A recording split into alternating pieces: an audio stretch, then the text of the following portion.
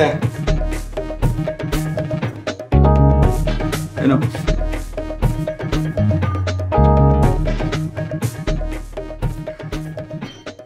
কি ব্যাপার? টাকার পরিমাণ দেখে তো মনে হচ্ছে ডাক্তার সাহেবের রোগী কমে গেছে। আরে না না, রোগী কমে নাই। আজ বড় মামির শরীরটা ভালো না, সেই জন্য বিকালবেলা কোনো রোগী সে দেখে নাই। মামি শরীর খারাপের সমস্যা কি? মামি তো আর রোগী দেখে না, রোগী দেখো তুমি। মামি খালি কয়া কয়া দেয়, তুমি ওষুধের নাম বলি না। আরে আর কয় না, মহিলারা তো একবারে সব কথা মুখ দিয়ে খুলে কয় না। মামি যখন নানান ধরনের কোশ্চেন জিজ্ঞেস করা শুরু করে, তখন একটা একটা করে নতুন সমস্যা আবিষ্কার হবে।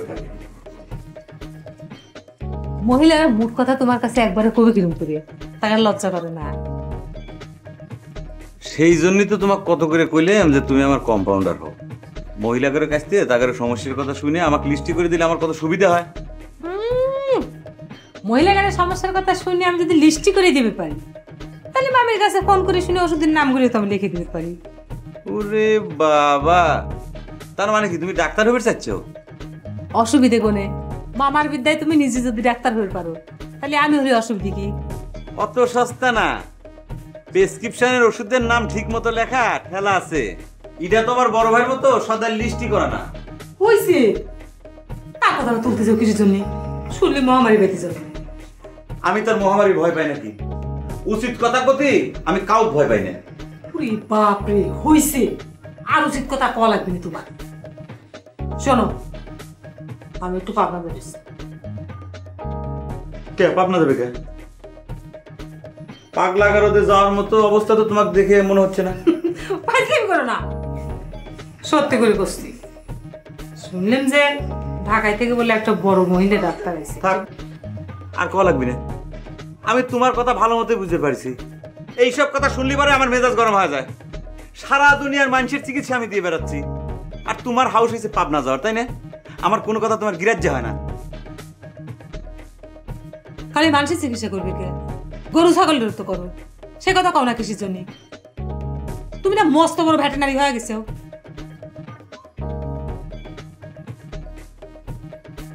এই মহিলার কথার কোনো ছিরি নাই।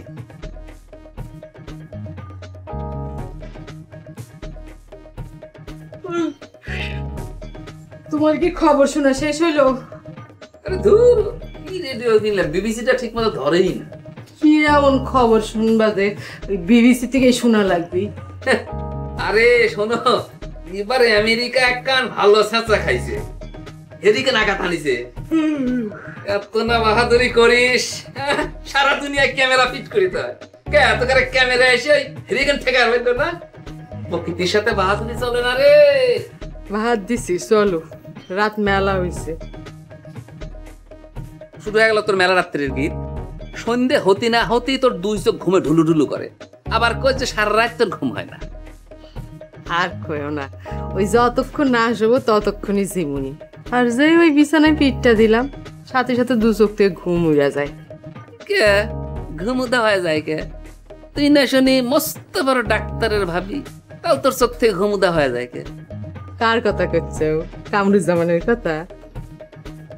কামরুজ্জামান কি রে? গেতু গেতু সিটা। দূর, কি কও না কও, ছোট মানুষ, ছোট ভাই তোমার, এরকম করে কেউ কয় নাকি? আচ্ছা শোনো, মানুষজন যে কয় তুমি নাকি ঠিক মতো দোকানদারি করো না, এরকম করলে আমাদের সংসার চলবে কেমন করে? যাবা করে চলতেছে, চললেই হয়েছে। চাল নাই, পাওয়াল নাই, ভবিষ্যৎ নাই, কামাই করে কি হবে?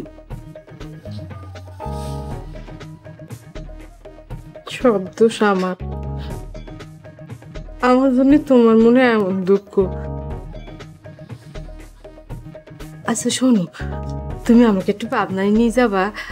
বুড়ি করছিল পাবনায় নাকি অনেক ভালো ভালো ডাক্তার আসে ঢাকা থেকে, অনেক মানুষ নাকি ভালো হয়েছে। কে তুই কি রুগী নাকি? দিব্যি সারের মতো ঘুরে বেড়াচ্ছু, আধের চালের ভাত এক অক্তে ঝাড়ি ফেলাচ্ছু, আবার এই যে রাতভর মরার মতো ঘুম পাড়তেছু, আর তোকে নিয়ে যা লাগে পাবনা না?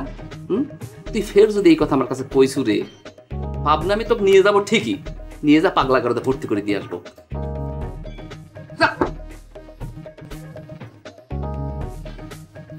আচ্ছা শোনো, না খেয়ে শুতে হয় না, ওটো। আমি তো করছি, আমার ভুল হয়েছে। ওঠো।